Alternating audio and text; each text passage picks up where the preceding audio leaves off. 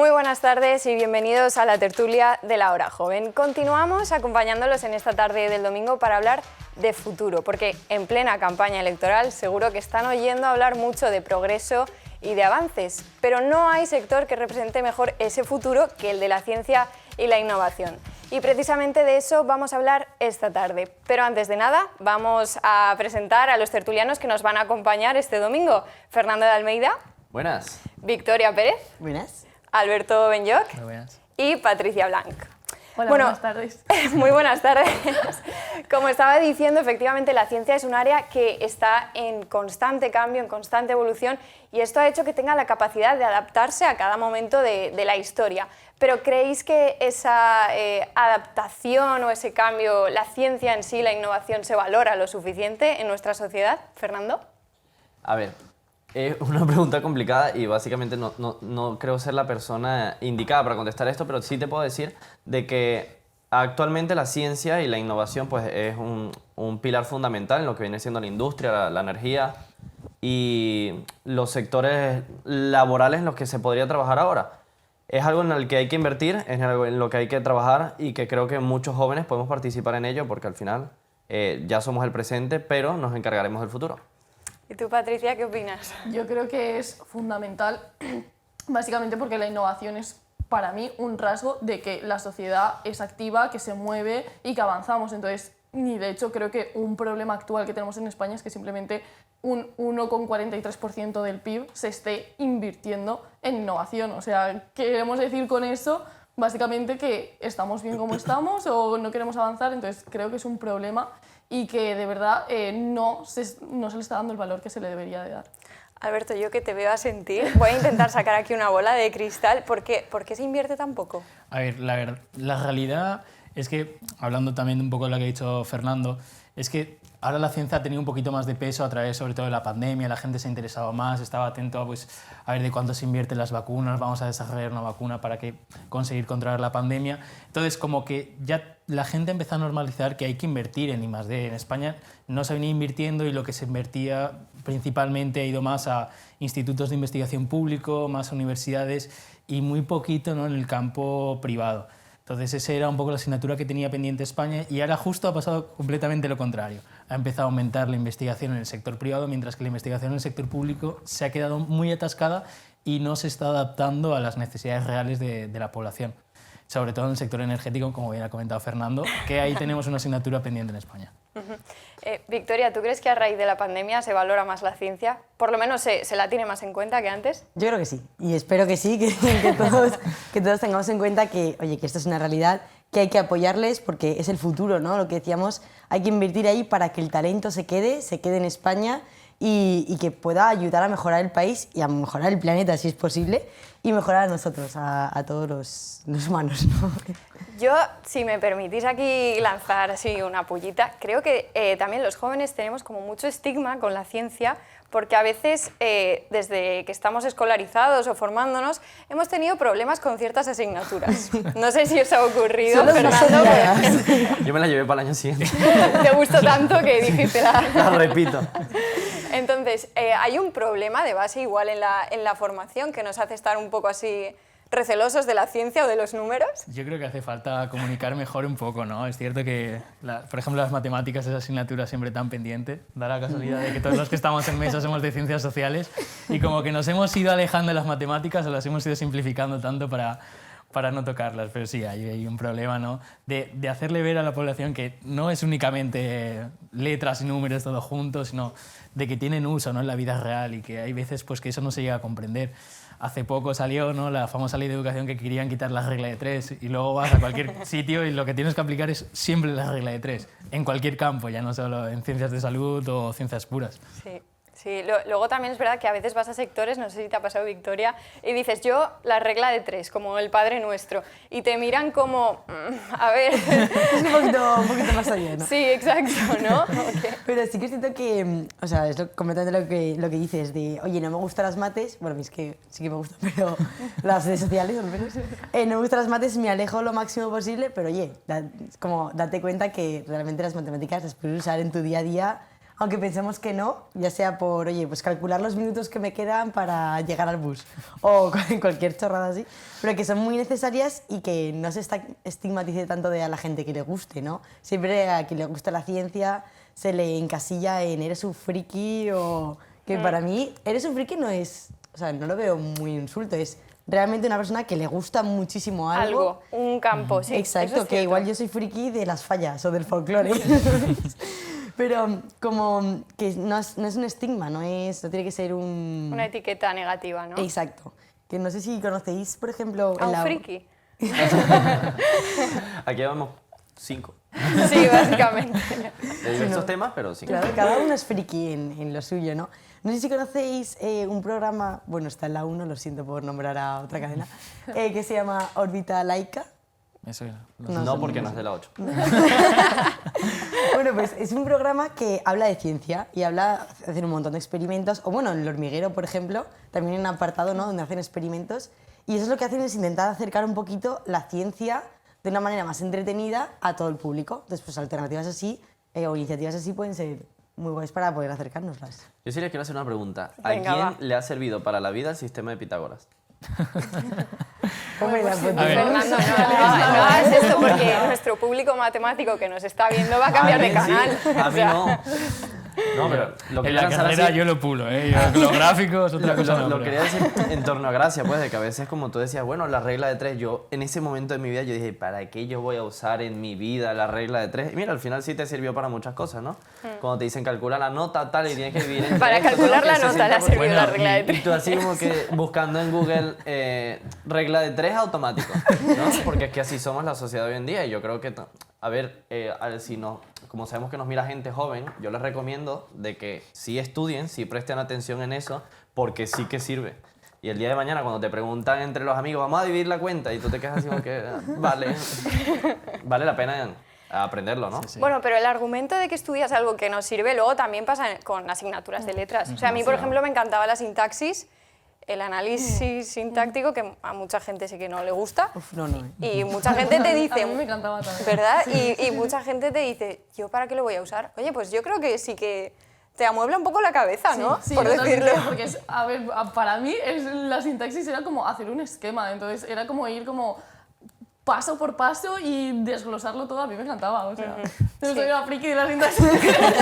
Ah, yo sí de letras, yo eso se me dio fatal, ¿eh? Sí. Fatal. Bueno, Fernando, cada uno tiene sus virtudes. Sí, Ya está. ya, a mí me toca otra.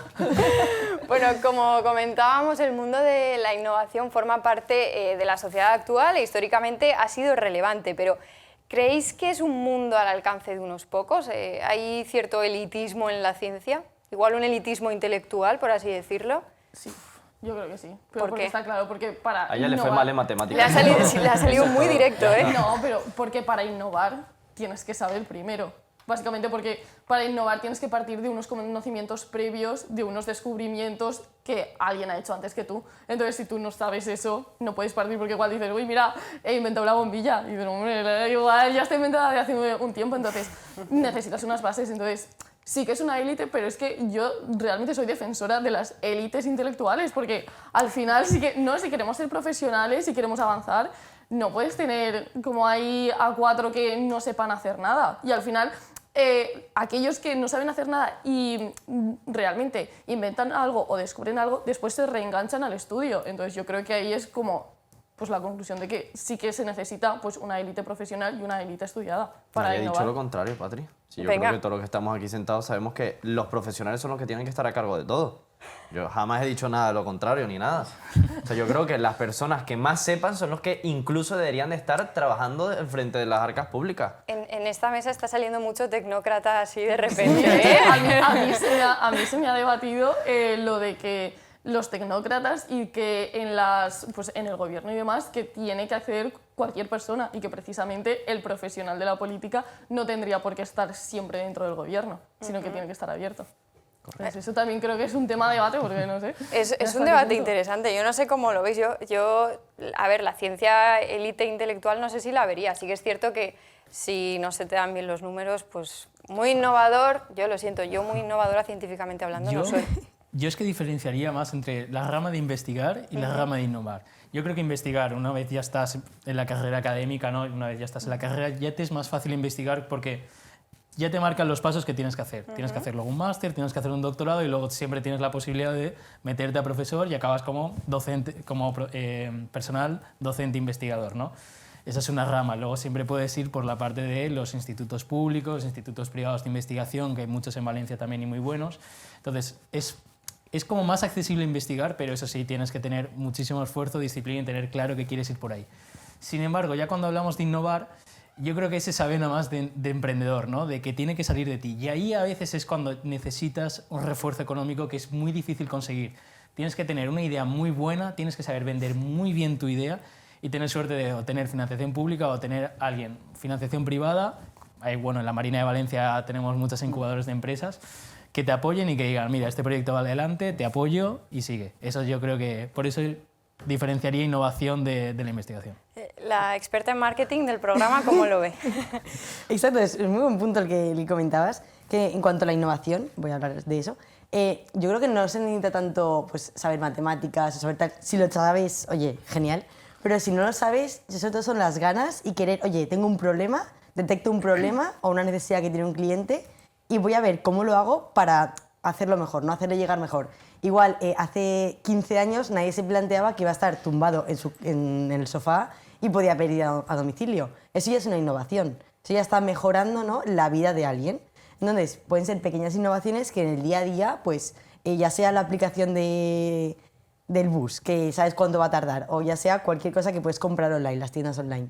Entonces, pequeñas innovaciones se pueden hacer, pero sí que es cierto que requiere una inversión económica, una financiación que lamentablemente muchas veces tiene que ser privada y se hace muchas rondas de inversión.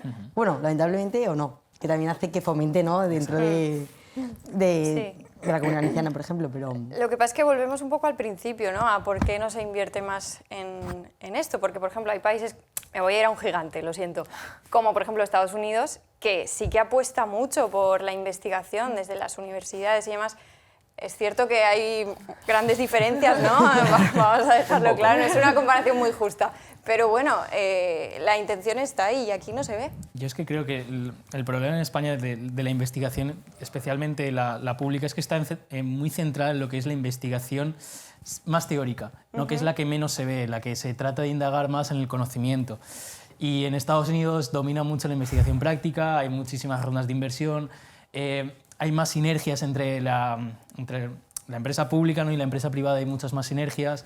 Es más fácil conseguir que esos productos lleguen al mercado, porque en el ciclo de innovación hay un valle, que es el Valle de la Muerte, donde la mayoría de empresas, desgraciadamente, no pueden salir adelante. Y en Estados Unidos es el país que menor tiene ese valle, precisamente por todo el apoyo que tiene, ¿no? Porque hay una sinergia entre todas las universidades, ya no solo entre empresas públicas y privadas, sino entre las universidades, que hace que se apoyen y que los recursos se compartan. En España eso es como que cada uno va por libre y muchas veces se le tiene que decir a los que están investigando, a doctorandos o en institutos públicos, lo que tienen que investigar y no lo que ellos quieren investigar. Y por eso muchas veces se van a otros países. Vemos fuga de cerebros a Reino Unido, Alemania, Estados Unidos, porque no se les deja aquí investigar lo que ellos quieren. Yo el otro día escuché una reflexión que me pareció súper interesante sobre la fuga de cerebros, que decía que el talento joven no huye, sino que se le expulsa. Sí. Por el tema precisamente de lo que estabas comentando. No sé cómo lo veis, Fernando. Bueno, mira, justamente lo estaba mirando antes y los países que más invierten en innovación e investigación, Corea del Sur y Israel. O sea, qué cosa tan loca, ¿no? no, en Israel es como el Silicon Valley, o sea, es una locura. O sea, de O sea, verdad. me pareció impresionante cuando lo vi porque digo, mira, ¿quién creería, no? Y al final, enlazándolo con lo que acabas de decir, sí, a ver, el joven promedio que pues se esfuerza mucho y está investigando y no se le toma aquí en cuenta, pues decide, prefiero irme a una universidad de prestigio en otro país, que al final incluso es que hasta llaman a los jóvenes. Y yo creo que pues es hora de que la gente se dé cuenta, el ciudadano común y después el gobierno, de que somos jóvenes y que queremos es hacer las cosas bien, queremos innovar, queremos cambiar el estigma o el mundo en el que vivimos y que no se nos puede mirar mal o denigrar por eso, ¿no? Pero es que yo creo que también el problema, o sea, es un reflejo de la sociedad, porque al final no se está invirtiendo en innovación, quizás porque es a largo plazo, y como no interesa el largo plazo y queremos resultados cortoplacismo. claro, y queremos ya enseguida. Claro, tú no puedes innovar en cuestión de 2-3 años. O sea, tienes que tener un plan de estudio, analizar datos y demás. Entonces, claro, eso es un periodo muy, muy largo. Entonces, claro, al final, pues, no interesa porque además también todo eso genera gasto. Entonces, claro, igual, pues, dependiendo, pues, el gobierno pone el foco en otras cosas. Y entonces, pues, tenemos la sociedad que tenemos actualmente, que ni desarrollamos, ni innovamos, ni nada, y estamos estancados. Patricia ha venido a tope hoy. Escúchame, ya va, yo no creo que estemos estancados, eso también hay que tomarlo en cuenta. O sea, el joven nivel promedio está público? intentando... ¿Al nivel qué? En plan, los institutos públicos de innovación y desarrollo. Ah, bueno. Si Ah, tienes, bueno. tus Yo datos, estoy hablando- si tienes datos, cuéntanos. A ver, pues simplemente con que se invierta un 1,43% del PIB solamente en innovación, es el porcentaje más bajo de lo que se invierte en el PIB, pues ahí ya te está diciendo mucho. Igual no estamos estancados, pero tampoco somos punteros. Exacto. Es que se concibe la innovación como un compartimento estanco. Es innovación y ya está. No se relaciona con nada más. En Estados Unidos mucha innovación está relacionada, por ejemplo, con el sector armamentístico. En Israel también. Correcto. Pero también tiene mucho peso también el sector sanitario. Entonces son dos sectores que precisamente en Israel y en Estados Unidos tienen muchísimo peso, las que generan esa innovación, ¿no? Las que demandan a las universidades, oye, necesito esto. Vamos a crear un programa de innovación para hacerlo. Entonces, en España eso no se ve. La innovación es un compartimento estanco y a ver si hacen algo. Así es muy difícil que se consiga. Bueno, en relación a lo que estamos hablando y a los invitados que nos han acompañado la media hora anterior del programa, vemos cómo efectivamente la innovación científica puede estar un poco más al alcance de todos gracias a la labor de las universidades y que realmente igual no se necesitan tantos recursos fuera del alcance de cualquier persona. No sé si conocéis a alguien personalmente que esté en este mundillo, alguien joven, como teníamos antes a Joan y a Ana, que efectivamente están trabajando en el ámbito de la ciencia para avanzar un poco en esta sociedad. Victoria, tú que eres relaciones públicas de este programa. Ostras, sí, me has pillado un poco. La verdad, Sí. estoy aquí haciendo un poco de repaso de contactos, pero... Ya te va a sacar la agendita La aquí. ¿Me voy a sacar la agenda? No, o sea, sí que seguro que tengo algún conocido, no tengo duda, pero sí que tengo algunos amigos que, por ejemplo, trabajaban en la empresa que habéis traído, y sí que cuando te contaban, no, sí, yo soy investigador, y no sé qué, y te quedas, ostras, qué palabras, ¿no? Qué fuerte, que yo creo que se les tiene mucho respeto cuando lo dicen y lo veo muy guay. O sea, como Y dices, ¿qué investigas? en plan, cuéntame, a ver qué ¿Qué es haces en eso? tu día a día, ¿no? ¿Cuál es el plan este que estás haciendo del proyecto y qué procesos hacéis? No sé, a mí es que esas cosas me interesan, pero lo veo bueno. Bueno, pues algo comentar de eso justamente ahora que me pongo a pensar en gente también. Tengo un amigo que trabaja desde aquí, pero trabaja para una empresa americana. O sea, estamos hablando de que él vive aquí, cotiza aquí, pero todo el dinero que le entra es de Estados Unidos. Y sí, hacen proyectos específicos y él es ingeniero electrónico. Y claro, desarrollan apps, desarrollan proyectos de inversión o lo que sea que harán, no tengo ni idea. Pero sí siempre habla de una app o habla de una web o de algo que tienen que hacer. Sé que no puede comunicar mucho sobre toda esa información, pero... Es bastante confidencial. ¿sabes? A ver, no he dicho nada, pero sí es verdad, o sea, de que imagínate de que países extranjeros invierten con gente de acá, por algo será, ¿no? O sea, yo creo que la gente de aquí está preparada. ¿Y por el Fondo Sur? A ver, yo podría destacar, mi hermana es farmacéutica y trabaja en un laboratorio de investigación y demás, pero tampoco estoy muy bien, porque claro, yo estoy estudiando políticas, entonces a mí el ámbito farmacéutico, pero bueno, es lo único que ha sido innovación y tal. Bueno, pues vamos a irnos ahora a las calles de Valencia con nuestro reportero Pablo Arévalo para ver qué opinan los jóvenes valencianos al respecto. Vamos a verlo. Hemos venido hasta las universidades otra vez para preguntarle a los estudiantes si ellos también se han subido al tren tecnológico de hoy en día, pero sobre todo para preguntarles si realmente la ciencia se divulga en su medida o no, si en las noticias, en las redes sociales ven contenido científico o ven otro tipo de contenido, sobre todo por qué, por qué creen que se debe todo esto, a qué cree que se debe todo esto. ¿Queréis saber lo que nos han dicho? Vamos a ver. Natalia, ¿crees que se ve menos contenido en ciencia que cualquier otro tipo de contenido en televisión, redes sociales, medios de comunicación en general? Sí, la verdad es que sí. Si os dais cuenta, cada vez que abrimos cualquier red social, lo que menos se escucha es hablar de ciencia o, por ejemplo, cuando vemos la televisión, se habla de ciencia, pero yo pienso que no se le da la importancia que se le debería dar.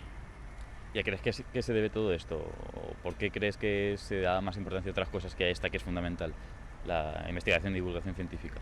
Yo creo que hoy en día como que todo es muy accesible para todo el mundo, de manera que pensamos que esa información como que ya la tenemos reservada en un tipo de... Por ejemplo, yo cojo el ordenador y enseguida me entero de todo, no es necesario que me lo enseñes, pero realmente yo creo que se tiene que valorar también tanto el avance como la investigación y un montón de factores que siguen actuando aunque nosotros pensemos que no. Y una última pregunta, ¿cómo pondrías en valor la ciencia? Imagínate que en el día de mañana te hacen presidenta del gobierno o ministra de Educación o de Ciencia, ¿cómo pondrías a la ciencia en primer nivel? ¿Qué harías? Pues yo lo que haría sobre todo es invertir más, porque casi todos, sobre todo, tenemos un montón de científicos que se tienen que ir fuera del país porque no tienen trabajo o porque no tienen proyectos en los que estudiar. Y pienso que aquí en España tenemos personas que son súper válidas y tenemos que valorarlas también. Gianpablo, ¿crees que se habla poco de ciencia en la televisión, en los medios de comunicación en general o en las redes sociales? Creo que no, porque últimamente he visto como que este tema se ha globalizado un poco más y últimamente ya incluso en redes sociales puedes ver como nuevos inventos y muchas startups y entrepreneurs que están investigando mucho hacia muchos campos a nivel científico. ¿Crees que se debería investigar mucho más o debería tratarse mucho más el tema de la ciencia como avance o como más que otros temas, yo qué sé, que den morbo, que ahora hoy en día es la que más se estira, ¿no?, en redes sociales y en algún programa de televisión incluso? ¿Crees que se debería poner más la ciencia en primer plano? Creo que sí, creo que es un paso fundamental para un país incluso primermundista, porque este es uno de los hechos o los nichos que hace diferencia con respecto a todos los demás. Así que correctamente sí. Pues ya lo habéis visto, compañeros, no se visualiza, no se divulga bien la ciencia. Algo estaremos haciendo mal. ¿Qué creéis que deberíamos hacer? Bueno, Arévalo, yo esa pregunta se la voy a pasar aquí a los tertulianos. Vamos. Alberto, ¿qué te parece? Opiniones distintas hemos visto, ¿eh? Sí, a ver, yo creo que es cierto que las redes sociales, ya lo hemos comentado en otros programas, te permiten, ¿no?, estar en contacto con la gente y también permitir acceder a esa financiación más rápido, porque puedes divulgar más fácil la innovación, pero sin ninguna duda lo que hay que hacer es aumentar el presupuesto, ¿no?, en innovación y favorecer que esas sinergias que he comentado antes entre lo público y lo privado. Patricia. Yo creo que también es muy importante las redes, pero también hay que tener cuidado con ellas, porque al final es lo de siempre, que caemos mucho en fake news o cosas de estas y que dices, uy, qué innovador, y al final es mentira. Y dices, me comí una bola, que flipas. Que igual entendemos menos la ciencia, ¿no?, Claro, después claro. de ver las redes. Sí, se aprovechan. Fernando y Victoria, ¿qué opináis? Victoria, cuéntanos. Creo, bueno, que tampoco lo hemos tocado, ya hemos tocado en diferentes programas, que la inteligencia artificial también está haciendo que pongamos un poco de foco en esa innovación y que, oye, animemos a que la gente siga desarrollando esta inteligencia. Y bueno, eso, que tengamos cuidado con las redes, pero que también le hagamos caso, que, oye, en TikTok, por favor, seguir a gente de ciencia, que no solo sea... influencers y demás, ¿sí? Exacto, sino, oye, pues incluso el Ministerio de Ciencia de España tiene un Instagram, oye, pues vamos a seguirlo a ver qué nos cuentan, ¿no?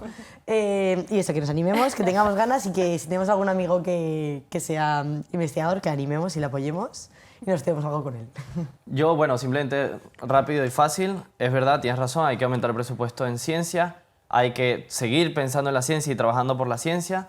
Así que, bueno, nada, esto ha sido todo, ¿no? Pues nos quedamos con ese mensaje de apostar por la ciencia, ¿no? Muchas gracias, Fernando, Victoria, Alberto, Patricia, por estar hoy con nosotros y por estas reflexiones más que interesantes. Hasta aquí el programa de hoy de La Hora Joven. Recordad que podéis seguir toda nuestra actividad en redes sociales, @LaHoraJovenTV en Instagram y en Twitter, y podéis repetir vuestros programas favoritos en nuestro canal de YouTube y en Spotify, en el perfil oficial de La Hora Joven. Os esperamos la semana que viene, el domingo, a las 6:30, aquí, en la 8 Mediterráneo.